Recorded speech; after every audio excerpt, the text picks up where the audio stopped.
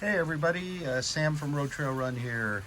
Want to share some details, and I'm going to take them out for a first run. The ASICS GEL-Nimbus Lite 2, and you can see it's on the green table on my porch. Well, the sustainability story is a big part of the story here, as the midsole is the same kind of flight foam as we have in the Meta Racer and the GEL-Nimbus Lite number 1. So it's a cellulose nanofiber midsole. It's the bouncy variety of flight foam, and 15 to 20% of it is derived from cellulose nanofibers that are repurposed from sugar cane manufacturing, and it's a very lively, bouncy midsole. We're going to see how this version plays out on the run.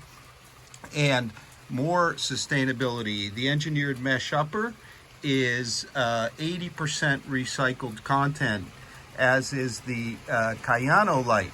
And on top of that, in 2021, all ASICS shoes will come in 100% recycled packaging, which is really, really cool.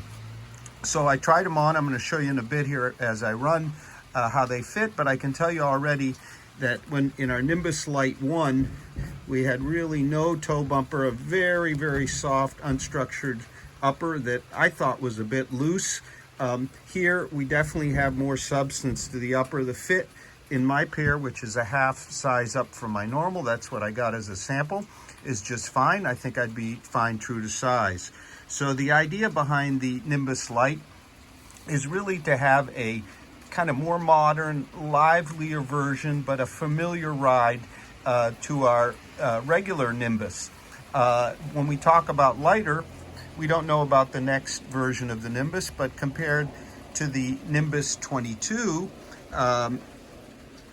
our Nimbus Lite 2 is about 1.5 ounces, or about 42 grams lighter. Or it comes in at 9.5 ounces, or 270 grams, which is also a bit lighter than the Nimbus Lite number 1, which our samples came in at 9.7 ounces, or 275 grams, so a slight weight drop. A big part of the weight drop comes from the outsole, and I'm going to show you a picture now of the outsole of the Nimbus Lite 1.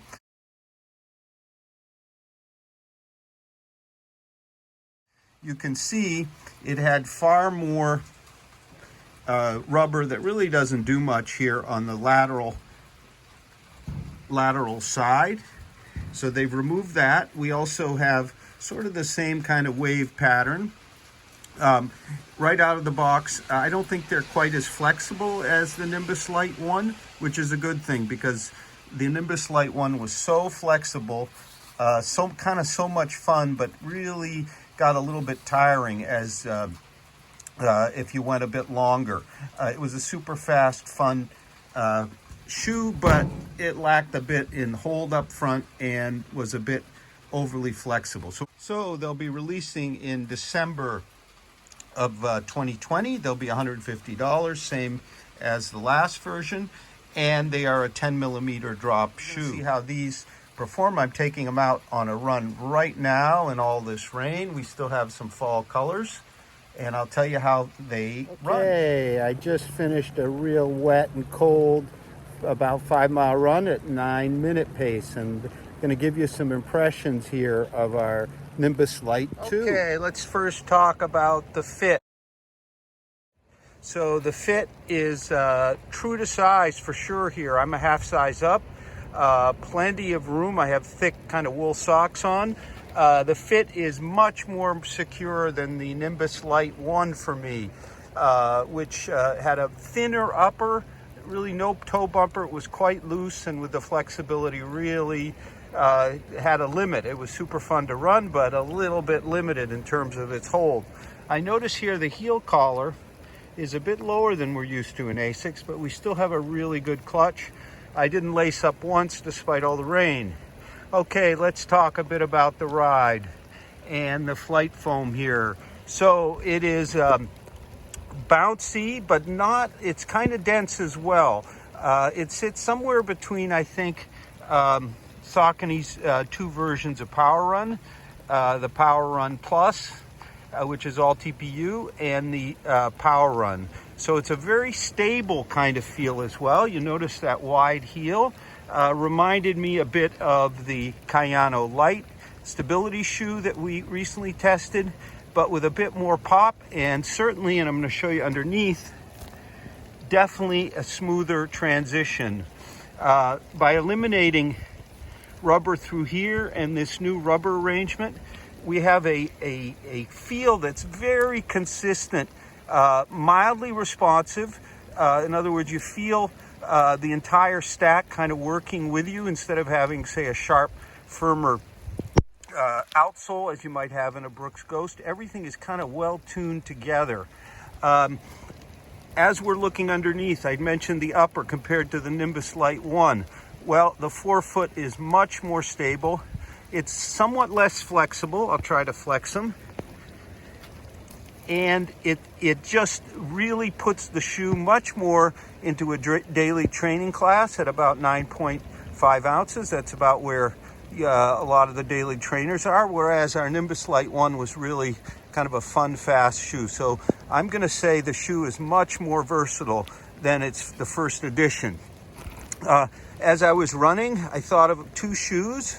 First shoe I thought of was the Skechers Performance Ride 8, which has kind of a rocker design, more cushioning in the forefoot, but just doesn't move along. Here we have just enough cushion for sure, and we have a sort of a combination of flex and rocker that had me moving along much more smoothly than in that Skechers. Now the Skechers is kind of springier, kind of lighter feeling its foam. Here it's a bit more dense, a bit more bouncy as opposed to springy. The other one that came to mind is the Saucony Ride 13 with the Power Run TPU EVA blend. They're definitely very similar shoes.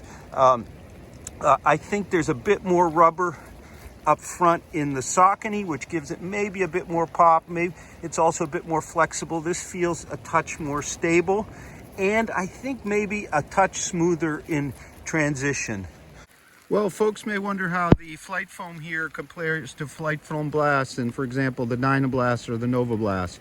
Well, it's a little denser, kind of more bouncy than springy.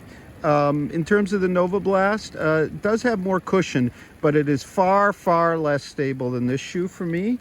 Kind of a narrower platform. The Dynablast gets closer. I would say the Dynablast is a little less cushion for sure. Maybe a little snappier. But I think this is a better daily training option all around for most runners than the Dynablast. But if you're efficient, the Nova Blast, and don't need any kind of pronation control whatsoever, the Nova Blast is a lot of fun. Fans of the regular Nimbus, what can I say? ASICS here with the Nimbus Lite has kind of re-expressed their classic daily trainer. So much lighter, brand new foam with bounce. I really think you ought to give it a try if you want to kind of get a little more modernized in your trainers. It has plenty of cushioning for most mileage for daily training. Wouldn't call it exactly a tempo shoe, but more kind of an all-around shoe. I felt the response is a little dulled up front because of that, again, because the blend of everything is just so smooth. So we're going to have a full multi-tester review of the Nimbus Lite 2 from ASICS, Gel Nimbus Lite 2 from ASICS real soon. It's definitely a modernized classic daily trainer with its 10mm drop, very smooth, well sculpted geometry that had me landing and then rolling nicely to toe off. I got that kind of wrong, but it's a definite new contender as a modern daily trainer with the classic 10mm drop, which I appreciated. So thank you very much for watching, and please stay tuned for our full multi-tester review and our other videos, and we thank you also for considering subscribing.